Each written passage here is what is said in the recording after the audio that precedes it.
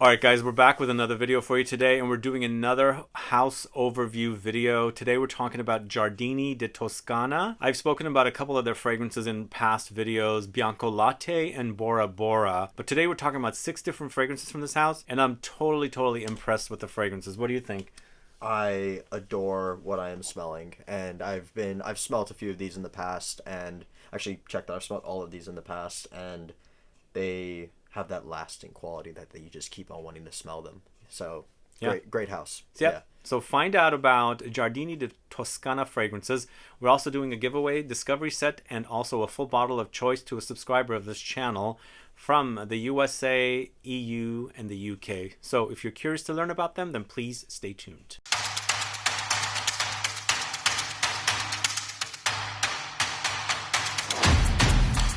Thanks so much for tuning in. This is Sebastian. This is Joe. Hello. It's a pleasure to be back. So we're talking about Giardini di Toscana fragrances today. As I said, I have spoken about their fragrances in the past, Bianco Latte and Bora Bora. And also, I've seen these fragrances at Lucky Scent. So if you're in the market for these fragrances and you're in the USA, you can always order from there. But also, I have a link to the Giardini di Toscana website, those of you that are interested in ordering directly from the house themselves. But we're going to talk about Bianco Latte first, one of the fragrances that I spoke to you about in the past. And Bianco Latte, obviously white latte, basically what it means. Yeah. It features notes of caramel, vanilla, coumarin, which is tonka beans, and white musks. So it might come off a bit simplistic, not very complex, but it's uber milky, lactonic, and creamy, and very powdery as well. Yeah. And it's super delicious for the lactonic lovers. Oh man, it smells like ice cream. Yeah. Vanilla ice cream. Yeah. No, it is a beautiful. I really pick up on the caramel in this one. Kind of that burnt sugar. It's not burning by any means, but it has that. It smells like caramel. And it's giving me kind of like the lactonic qualities that you would literally find in like an ice cream, like Sebastian said. It's a really accurate interpretation of what it says. Yeah. It's caramel. It's there, but the caramel is. I personally don't get any of the smoky qualities of the caramel, but I get caramelly qualities. Like it's definitely there. But for me, I buy a lot of French vanilla ice cream. And that's what it reminds me of, the smell, but more of a powdery form of it, because the fragrance wears very powdery, but you can definitely experience the milky, lactonic, and creamy qualities. It's so delicious. If you think about milk, like vanilla ice cream, if you guys have ever eaten vanilla ice cream, you've probably eaten vanilla ice cream, you probably know what I'm talking about, but you can get some vanilla ice creams that are kind of flat and lackluster, but then there's some that you just want to have vanilla ice cream for the rest of your life because it's so good. That's kind of how this fragrance is. It's just a very indulgent vanilla, lactonic, it's creamy. So good. Really super delicious. Yeah. All right, the next fragrance we're talking about is Bianco Oro, this one right here. And if you guys don't know, look at the cap. It's got the name Giardini di Toscana. And by the way, these are only $150 for 100 ml, so the price point is really great for niche perfumery. And wonderful fragrances. So this fragrance features notes of Javanol, which is a sandalwood synthetic note, pink pepper, rose absolute, Cetalox, which is Ambroxan, basically, Patchouli, black pepper, and Bergamot. So I feel like the brand is using Firmenich proprietary notes. Cetalox, I believe, is a Firmenich proprietary ingredient, which is a form of Ambroxan. And then the next couple of fragrances, we're going to talk about a couple of different proprietary notes. But what do you get with this one? I get pepper. When I first put my nose on it, I get a very strong dose, almost like a blast of pink pepper. Yep, I agree. It's very peppery at first. However, when it starts drying down, I wouldn't necessarily say it goes into too milky of a fragrance. Not as much as the one prior. Bianca Latte was definitely more creamy for me. However, this one can definitely be a little bit powderier. There's slight citruses coming in from the bergamot, and the rose comes through a little bit as well. I think we're getting the lactonic milky qualities from the Javanol. If you guys have ever tried Eccentric Molecules Molecule 4, it's basically using only Javanol, and for me that wears very creamy, milky, lactonic, and that's where we're getting it from, at least from this. But when you first spray it, it's peppers, black pepper, pink pepper, and for me, there's a light hint of incense when you smell that black pepper. Yeah. But it's very musky and creamy, and I really like this one too. Not as much as Bianco Latte, but I really like it. It is a good fragrance. It's a less gourmand take on something that is creamy. Yeah. Yeah. Yeah, definitely. Mm-hmm. So there's probably only one that I'm not digging from the house we're going to talk about today, and we'll get to that later. But we'll talk about all the rest of the fragrances here in a bit. Next fragrance we're going to talk about is Blue INDACO, the one that Joe really loves. Mm-hmm. This house is really, really great. I can't believe how great the fragrances are. But the fragrance features notes of muscanone, habanolide, ambroxan, almonds, vanilla, frangipani, bergamot, and pink pepper. So I'm going to go ahead and read a couple of things about muscanone and habanolide here. I've written down some notes just so you get an understanding of these two ingredients. They're kind of musky notes from Firmenich. Muscanone is a very powerful musk with two facets. At low dosages, it is a fragrance enhancer. Above this level, it is used for its musky character in addition to its boosting effect. It has excellent substantivity on fabric, hair, and skin, imparting a musky, powdery, cosmetic softness. And then Habanolide is a very powerful musk. It combines the strength and tenacity of the aromatic musks with the pleasantness and elegance of the macrocyclic musks. Excellent in all applications. Process chemical synthesis corresponds to the construction of complex chemical compounds from simpler ones. So those are the two ingredients that are in Blue INDACO. Mm-hmm. Joe keeps saying it smells like marzipan to him. Totally. I mean, to me, it doesn't smell like marzipan, but I definitely get what he's talking about because it's quite almondy and very, very powdery and musky. Yeah. It's so super delicious, guys. Oh my God. Amazing. Me and Sebastian both came to a discovery that we're both fans of almond croissants. And for me, this one, minus the breadiness and I guess the croissant itself, I really just get the marzipan, the almond paste that gets put into a croissant. That's what I get. Kind of that sugary, almondy, kind of powdery vibe. Not necessarily powdery, but definitely creamy. I get what you're talking about. You understand, It's fantastic, though. For me, this is so good. And I mean, I'm fairly reserved in these videos, and I don't usually like geek out over fragrances, but this one's actually kind of doing You're something. You're geeking out then? I'm geeking out a little bit over this fragrance. Blue INDACO is really special for me. Yeah, Blue INDACO is definitely top 3 for me. I'll let you know what my number 1 and number 2 are, but probably already know because I've already been talking about the other 2. But Blue INDACO, definitely super delicious. I think this house does great work. Mm-hmm. This next fragrance is the only one that has a different label than the others. It's Bora Bora, this one right here. This is another one that I've been speaking about on the channel before doing this video. And absolutely love it. And it garners me compliments as well. One time I was at a restaurant. I went to pick up food to bring back to the studio. And this lady came up to me. She goes, "What are you wearing? I really love it." I actually told her, I said, "You probably wouldn't know what it is, but it's called Bora Bora." But this is kind of tropical and powdery and definitely similar DNA to the others. It has notes of tiar flower, jasmine, ylang ylang, coconut milk, apricots, white musk ×2, jasmolactone, vanilla, caramel, and amber. What do you get with this one? I get a creamy coconut.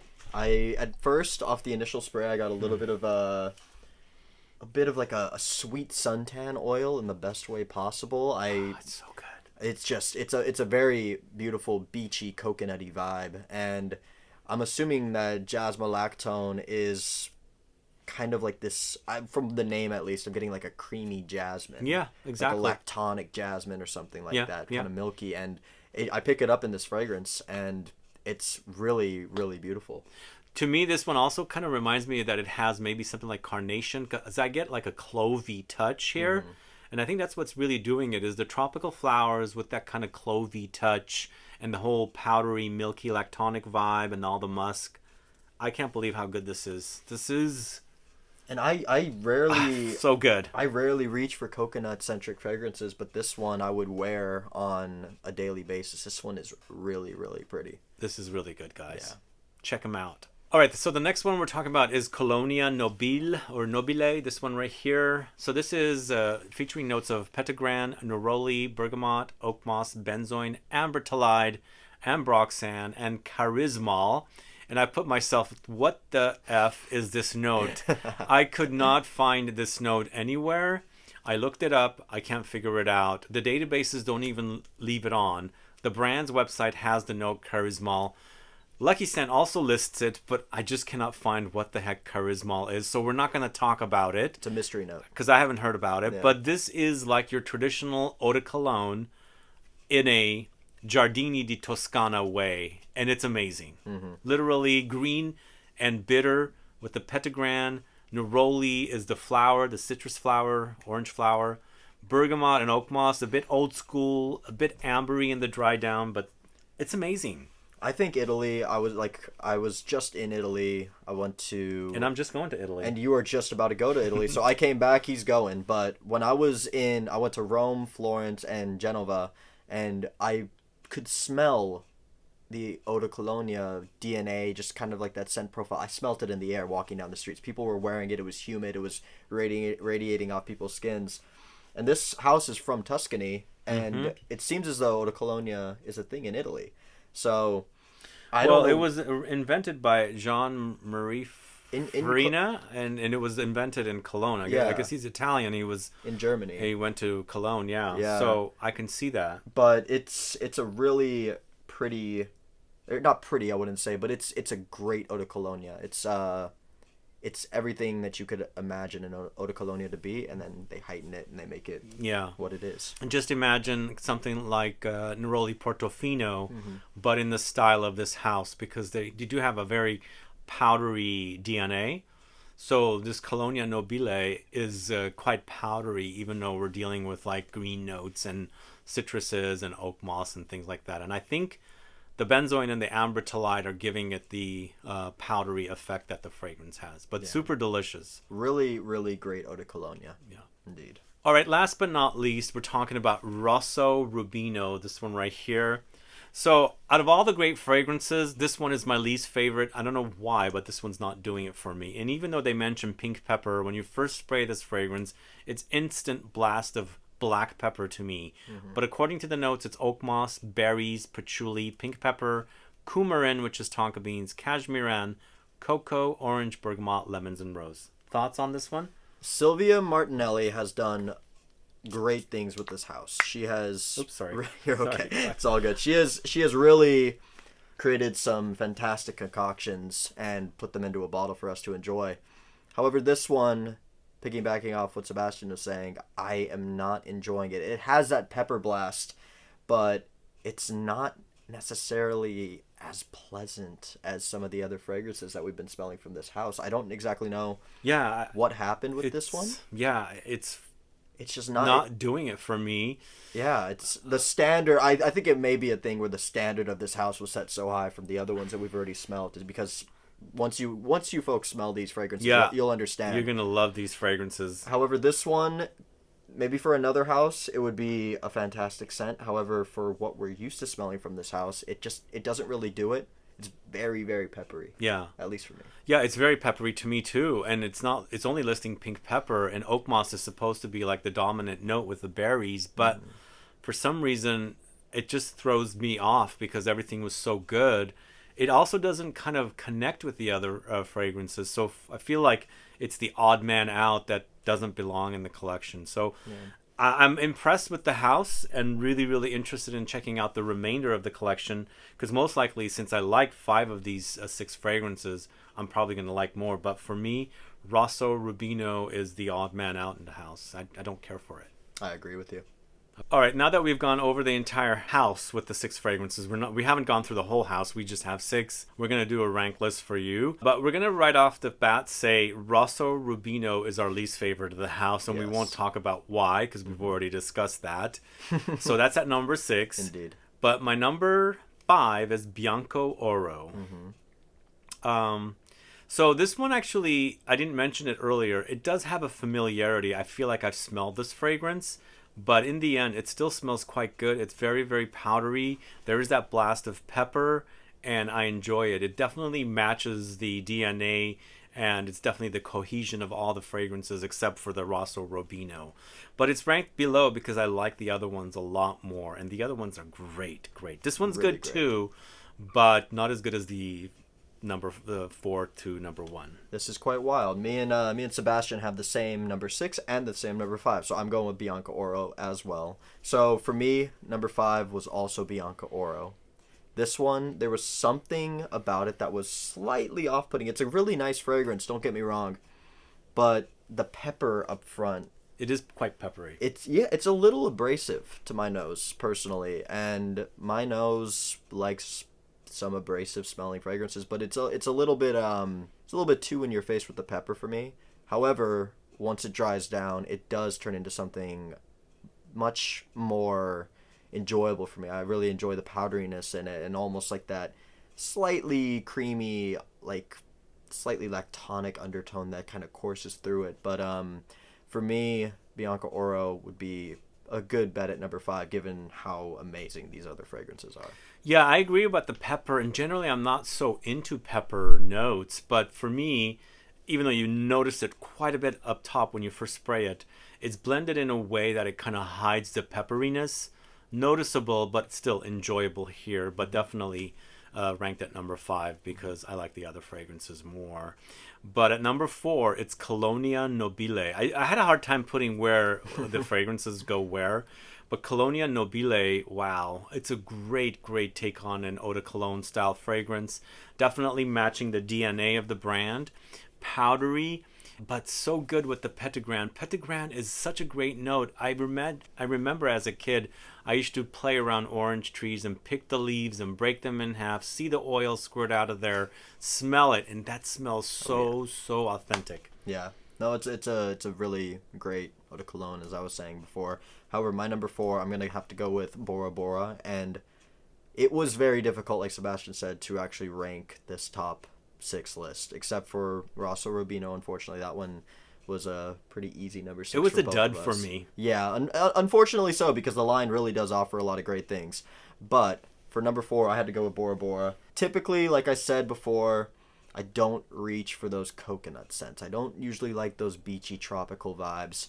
However, it was still very difficult for me to put it at number 4 because the way they executed this coconut scent was so beautiful, in my opinion. It really does take you to a tropical island somewhere where the temperature's high, humidity's high, you might get too hot, you jump in the water, and then you cool off. It takes you to a place, and it's a yummy, yummy coconut beachy scent. Totally. Yeah. Totally.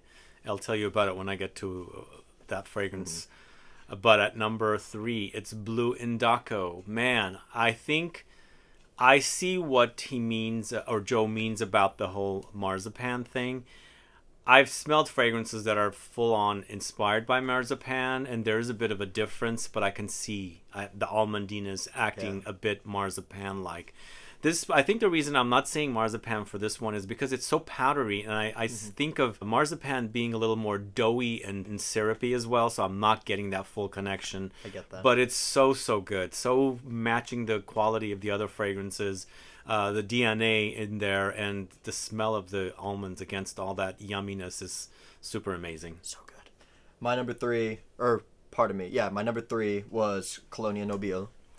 And as Sebastian was mentioning before, it is just such a great interpretation of a classic eau de cologne scent. But I feel as though some eau de colognes, although the DNA usually is quite timeless, some of them can smell a little bit outdated. For example, Colonia from Acqua di Parma can smell a little bit yesterday to some people. This one is a very classic yet modern and futuristic take on eau de cologne. It is just very well crafted, and I think it smells like Italy. It's great. Yeah, lots of citrus trees in Italy. Oh, it's beautiful. Yeah. So my number 2 is Bianco Latte. Oh my god, one of the ultimate in lactonic fragrances, but to me like a powdery milk. I don't know if you guys have ever had it. I used to drink it as a little kid, but it reminds me of that. But ice cream. Yeah. It's just French vanilla ice cream is what it is to me. It just smells like the ice cream I eat, and I'm obsessed with vanilla fragrances too, but vanilla in cooking and desserts, especially ice cream. It's hands down one of my favorite things, and that's totally like ice cream. And that's my number 2 as well. Oh wow, we're matching. So good. Like I said before, it's not an okay vanilla ice cream. It is a decadent, really rich vanilla ice cream that you just want to just keep on savoring and eating and eating and eating.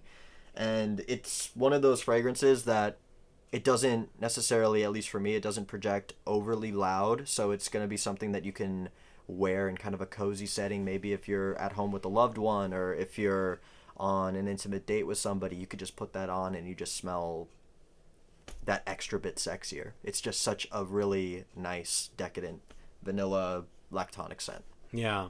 And I should kind of go back to that and say something about gelato and how Italy is known for gelato. Yeah. And I've had some great gelato in Italy, and I think this is very decadent is the right word, but also smells expensive. It doesn't smell cheap and, you know, like grocery store bought ice cream. It's very, very like highly prized and It's lovely. Yeah. Really great. And then my number one is Bora Bora. I just really love the way this one smells. I think it's because it reminds me of featuring something like cloves or carnation in the notes. But I like the whole tropical vibe. It's just really, really intoxicating. There's a humidity about it. And that humidity is just like walking in a very humid city or a place where it's very humid, and you're walking through a garden, and the fragrances of the flowers are really like in the air because of the humidity baking the flowers under the sun. It smells like that here, but also with the coconutty milkiness and all the lactonic and creamy qualities. It's super delicious. I love Bora Bora. Fantastic fragrance. I put it at 4, but like I said, it was not an easy decision to do that. However, this next fragrance, my number one, was an easy number one. This one, the moment I smelt it a while back, I knew I was in love with it, and that one is Blue INDACO. And I am an avid lover of almond croissants, like I mentioned before, and they're just so good. But it's that marzipan. I get what Sebastian says by it not being syrupy and kind of wet. It is a drier marzipan, but it's so good. For me, one of the better fragrances, is kind of a statement, but one of the better fragrances I've smelt in quite a while, and I actually have it on my hand, plays beautifully off the skin. But yeah, Blue INDACO is my number one. Good stuff, guys. This is such a great house. I hope you guys get to try them, and you are going to have a chance at trying some of their fragrances. We've got 2 prizes. One lucky subscriber will win one of the fragrances we discussed today, your choice, and then another subscriber will win a discovery set of the house, so you'll get to sample all the fragrances, so then you can decide what you want to buy. Remember, I said they're also sold at Lucky Scent and also selling off of the brand's website. The brand is from Italy, Tuscany, Giardini di Toscana. So to participate in the giveaway, please put down a comment and let us know what you liked about this video and which fragrance would you choose if you were selected as the winner. This is a randomized selection. I run it through a randomizer and it selects one person. So please put down your country as well, and if you're commenting from the USA, please put down your state. That's basically the giveaway. So one lucky subscriber will win a bottle of your choice, the one you put down, and then one person will win a discovery set. So it'll be randomized. Number 1 will be the bottle, number 2 will be the discovery set. Good luck with the giveaway. Make sure you're subscribed to the channel. Other than that, hey, Joe, thanks so much for tuning in. I mean, not tuning in, but coming by. Just being here. Thank you for having me. Thank you for watching, folks. And it's always a pleasure. Yep. Guys, if you have any questions or comments, please list below. Please like this video. Please share it. Follow me on Instagram and Facebook, and I'll be back with more videos very soon. Have a good one. Goodbye.